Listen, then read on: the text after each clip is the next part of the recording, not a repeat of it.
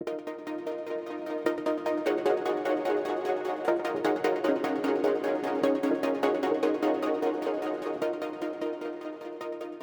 is Red Cornwall, a socialist podcast coming out of the north of the duchy, and it's been over a month since my last confession. Apologies. Life became busy. I'm Jane Holland, comms officer for North Cornwall Constituency Labour Party, and now, drumroll, vice chair of the local campaign forum for Cornwall Labour. And I'm Steve Haynes. I'm chair of Bude Labour Party branch, and I'm also vice chair of North Cornwall CLP, but I'm also presently a candidate in the Bude Town Council by-elections coming up. Fantastic. And this time on Red Cornwall, we're going to talk about the importance of fielding candidates on a Labour ticket in local elections. We're also going to talk about Steve's campaign pledges and how that campaign's been going. Of course, it will be going marvellously. Plus, more excitement, we have coverage of a major Labour event that happened here in Cornwall just a few days ago, the launch of the Labour Green Industrial Revolution, supported by guest MPs Rebecca Long-Bailey, Shadow Secretary of State for Business, Energy and Industrial Strategy, which is quite a mouthful, and Barry Gardiner, long-serving MP and Shadow Secretary of State for International Trade. On top of that, we had the parliamentary candidate for the next general election, Paul Farmer, who is standing in the Camborne, Redruth and Hale constituency. Well done, Jane, for remembering all that. Luckily, I had most of it written down, but in my spidery... She's given away her secret. In my spidery scrawl, with lots of arrows and squiggles and things that I can't actually read, so it was a bit difficult. But the important thing to note about all that information is that we were there, Red Cornwall, with our little recorder, and not only did we record some extracts from speeches for you to enjoy and take interesting things away from, but also we went in and asked Rebecca and Barry some questions, and some of them were a bit tricky. You see, Steve was the nice guy, and you were the tricky one. He asked some very nice, local friendly Cornish issue questions, and then I came in with the killer sting, and the silence in the room was wonderful to behold. So, first of all, we're going to talk, before those delights, we're going to talk about the importance of fielding Labour candidates in local elections, because, of course, Steve is standing in, I hope I get this right, Flexbury and Puffle wards. Yes, Flexbury and Puffle ward, a ward of Bude and Stratton Town Council. You said the importance of fielding a Labour Party candidate. I tell you, one of the reasons why we wanted an election when this seat became vacant was that simply having an election is a strange thing in Bude, and a lot of town councils and parish councils across Cornwall, elections just don't take place. People stand, but not enough people stand, and then they're appointed. And when they're appointed, they then do a thing called co-opting other people that they like, and it becomes like an interview for a job. And there's a real democratic deficit in Cornwall at town and parish council level. And Bude is one particular place where it has been years since there's been a town council election. Do you know how many years? I think it goes back something like 8 years. 8 years. So Bude and Stratton Town, and particularly Flexbury and Puffle ward, had a shock when they discovered that they couldn't just appoint a replacement, and that people were calling for an election to actually vote.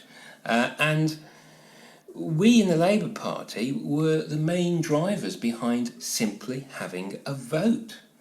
And what we really wanted to do was, we know going into this election that Flexbury and Puffle ward is not a ward that is naturally friendly to a Labour Party message. We know that our opponents are very strong in this ward. But that was not the reason, winning the seat, it'd be wonderful if I won the seat, but winning the seat is not the major driver behind actually standing someone. Apart from the the demonstration of democracy and getting people talking about issues. It's about somebody walking the streets and knocking on doors with a Labour rosette and saying, I am standing as a Labour Party candidate. We are here. This is what we have to offer.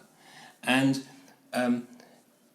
you do it once, you do it again and again and again, so that people get to know that the Labour man or the Labour woman is coming. And sooner or later, they will talk about the policies and the pledges that we are making, and they will form part of the political dialogue of these communities, and sooner or later, we will get elected. Yeah. And I love your apocryphal story of going to one house and knocking on the door, and some kid came to the door and said, Dad, it's the Labour man. There's a kind of tradition there, isn't there? But unfortunately, often not in Cornwall, and certainly not in North Cornwall, where our opponents have had the tradition. Well, let's be plain. Let's name one of our opponents, the Lib Dems. There is a tradition for voting Lib Dem in North Cornwall because, one, they haven't either realised that the Labour Party exists, or two, they have done so because they have thought of the Liberals, who predated the Lib Dems, as the non-conformist opposition to the Tories. And this has continued, and if you are kind of left-wing and you come to live in Cornwall, or you've lived in Cornwall all your life, and you think of yourself as not a Tory, and you don't fancy the independent man or woman who often stands in these situations, then you will vote Lib Dem because you think they are offering you a left-wing agenda, when in fact we know quite the opposite is true. And what especially since the coalition. Yes, vote for a Lib Dem, you get a Tory government. The other reasons for standing a Labour candidate are there are real issues in places like Bude that people often don't see.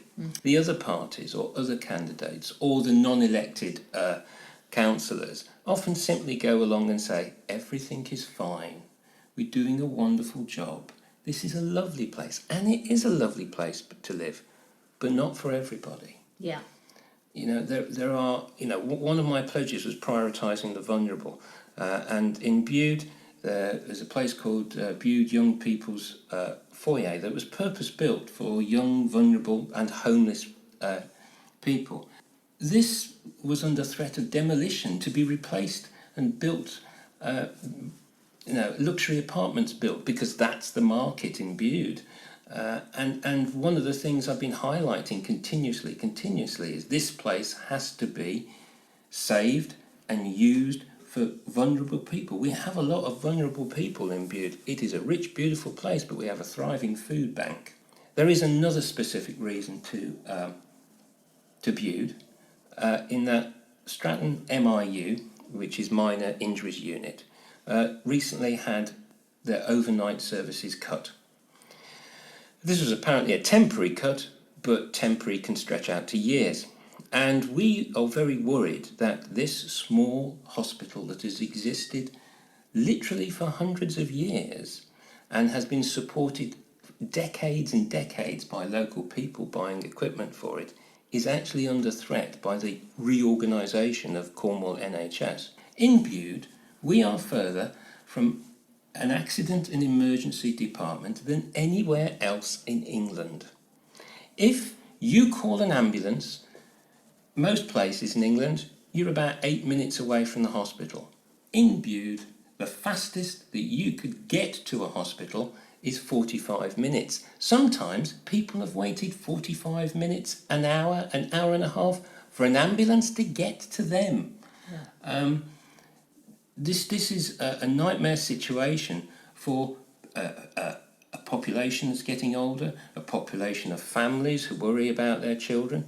I became a founder member of the Saving Stratton MIU to really push basically the fact that we want our service reinstalled, we want it a 24-hour doctor-led service, and We want it upgraded because it's actually not good enough as it is. We actually want more services at that place so that we can go there instead of going miles and miles and miles to other places. The primary reason why Stratton MIU is under threat is down to staff shortage. Now that's not local staff shortage, that's nationwide staff shortage. And that's down to the policies of this government and the previous coalition. Well, one of the things about being for standing for town council is you have to be local.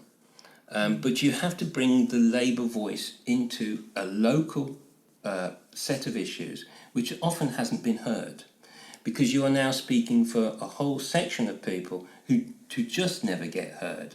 Do you feel that that is the Labour voice, speaking for the disenfranchised? Oh yes, without doubt. Many of the people that get represented on town councils are local businessmen, are people who are wealthy, people who are older and have the time to do it. I'm not saying these people are bad. I'm saying that these people have particular vested interests, have a way of doing things, and often forget what it's like to go hungry, forget what it's like to struggle, to have to look after children, to get them educated, to just get through the week. When I've gone shopping at the local supermarket, I've spoken to people on the checkout who make use of the food bank because the wage that they're paid by the supermarket doesn't cover all their outgoings. Yeah. And they're working in a supermarket. Food is being passed in front of them, and then they're going home and they're having to go to a food bank to feed their families. It's just obscene in the 21st century, in this country, in this rich country, in this rich, beautiful place, that is happening. One of the things that's very important to Bude people is their beautiful environment. Bude people are very aware we live on the edge of the ocean in a wonderful place, but we're very aware of the fragility of that. And there are movements in Bude for recycling and Surfers Against Sewage. Yes. 2-minute beach clean. 2-minute beach clean. There's a rewilding process going on in the marshes and so forth. I'm pledging to combat ocean pollution. I'm standing up and saying this is important to us in Labour, but I'm also highlighting things that are happening now because of either underinvestment or because of private builders are building in the local area and doing so in a way to maximise profit, but that damages the local community. For instance, we have a sewage problem in Bude. The sewage problem is we have more houses being built, but the infrastructure is not being expanded to cope with the extra sewage that these houses are producing. A couple of weeks ago, there was a warning sent out by Surfers Against Sewage that people at Widmouth Bay and people at the beaches in Bude really should avoid going in the ocean because there was sewage running into the ocean from 4 outlets. Absolutely. Now, proper job. This is not the fault of the town council. This is a thing that the town council can fight, can lobby, can speak up for the local people. And this is a huge issue, but because we don't see it, it's not necessarily on people's day-to-day radar. So what are the rest of your pledges? I think, as I said, reaching out to many people, I think we need to convince them that Labour has a plan for towns and plans that work in big towns that Labour do, like the Preston model, can work in small towns. And what I mean by that is making a policy of only employing local people for all its projects. And that keeps the wealth in the local community and builds local wealth.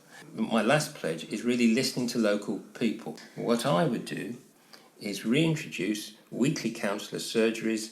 I would go into Flexbury and Puffill. I would knock on doors.